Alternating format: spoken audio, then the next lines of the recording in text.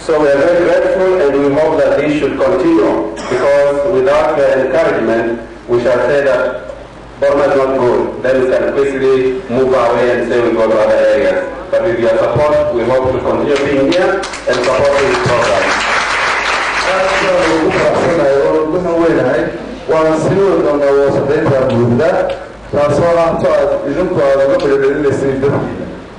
Now, this being the great day for the graduates of there, I think I have a few words for you which I want to share. I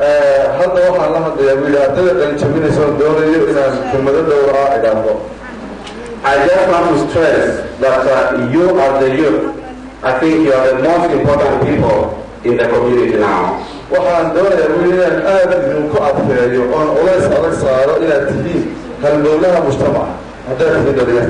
And it's because of you being very important, NRC has decided to invest in you, to contribute in you, so that you are better people for this country.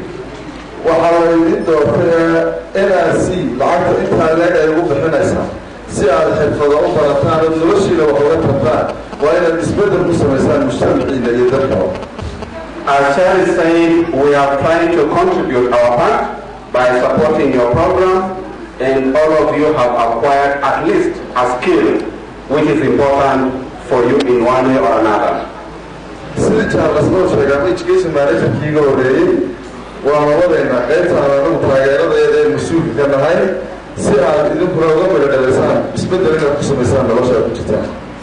It's the wish of NRC that when you graduate today, you have to go out there and make a change using the knowledge and the skill you have acquired during the 10-month training.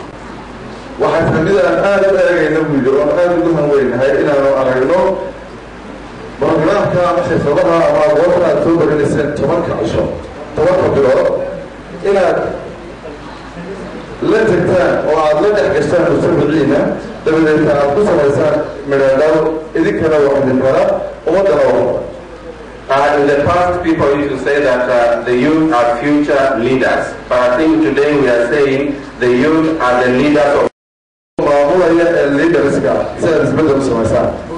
And you can only be a leader if you go out and prove that you can be a leader. Because leadership doesn't come to you just from heaven. You have to work for it and prove that you are a better person. That's what we didn't go to year training.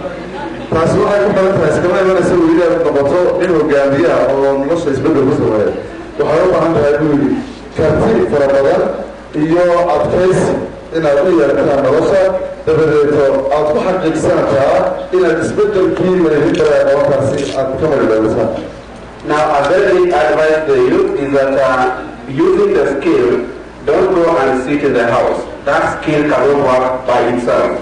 You have to make it work for you.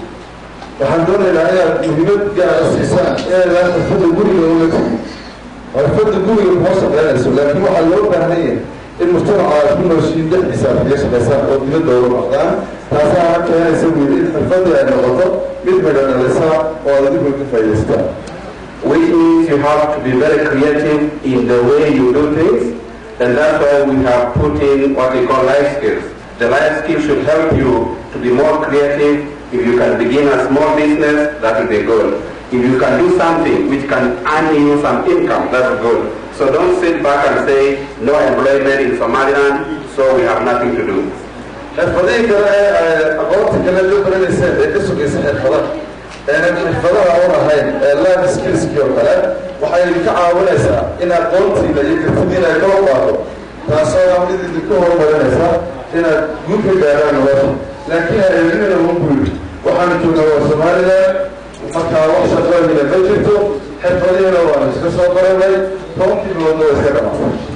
So on behalf of NRC, I want to promise that we are continuing supporting you.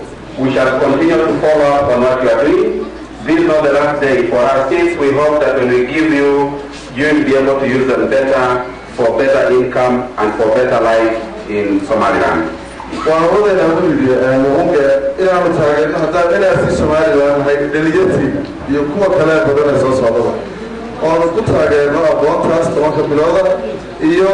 in aan weliba كنت بتشوفنا ونقصنا إلى الدواجل إن طرف كار كان قارقة إنه إذا إنسان إنه النرش وحقيقة قصتها إذا السريع ونادي استعمالها يأيكها.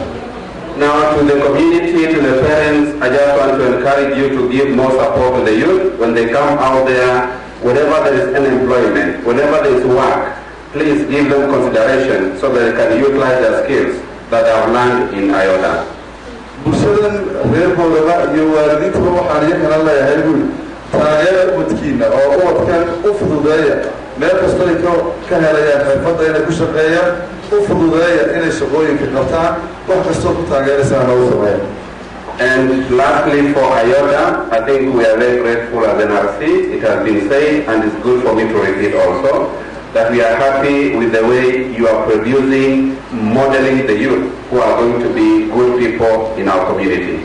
waxaan mahad u celinayaa weli NGO-da localka ah ee Ayoda taasoo aan uga mahad celinayaa weli inay soo saaraan dad yar oo xirfado leh oo nolosha reer qabsanaya aqoonta ay barteen ayaan aad uga mahad celinayaa waan uga aad baan uga haweenahay inaan sii wadno weli inaan taageerno hawsha qabanaysa. We are very happy because your institution is changing the community. Your institution is contributing very greatly to the society. These youth, if they are not given knowledge and skills, they have nothing to do, and they can be very bad people in the society. So we are very happy for this. waxaan aad ugu faraxsanahay NGO-da Ayoda inay wax ku soo kordhinayaan bulshada ay ku nool yihiin boolaba oo ay ugu soo kordhinayaan markay qabtaan waxqabadkaasi aad arkaysaan dabadeeto ay taasi wax ka tarayso mujtamaca guud. Lastly, again, is that in Burma, what we have realized, the issue of girls' education is taken seriously, and this is one thing as NRC we are very proud that we are seeing learning is for both boys and girls, men and women, which is very important. NRC waxaanu aad muhiimad u siinaynaa inaan inamada oo keliya wax la bariyo waxbarashada heerka doonada noqotee laakiin waxaan aad ugu faraxsanahay weli Ayoda iyo boolaba in hawlaha iyo inamaduba si isleey ay wax u baranayaan oo siman. So on NRC, I think I'll say that we shall keep supporting you, keep supporting us, let's collaborate and see that Burma as a whole grows higher and higher in terms of education, and thank you very much.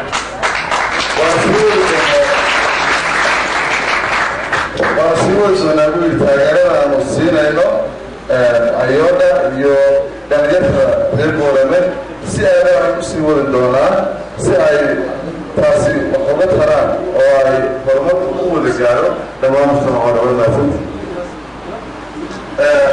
wuxuu kaasi ahaa area managerka ama madaxa xafiiska NRC Hargeysa Somaliland ee hay'adda Norwegian Refugee Council. waxaan jecelahay hadda inaan isku soo dhaweeyo oo isla kelmadiisa ka ilaaliyo gudoomiyaha waxbarashada ee gobolka Mr. Professor Daayir Maxamed Xasan.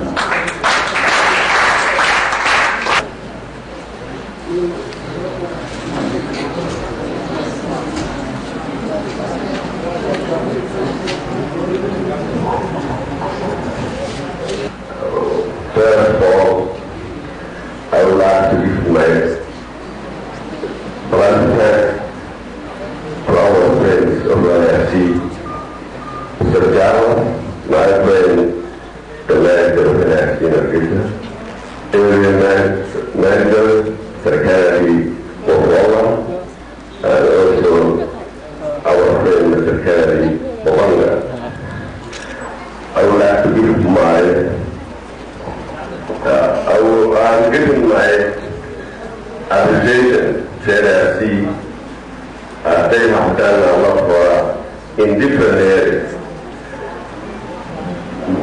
Since 2005, NRC intervention of community support in our has been growing day after day. There are two areas I would like to mention. AP, that is the non-formal education of the people who were unable to join in the primary formal schools. In the AP system, there are more than 3,000 students steadily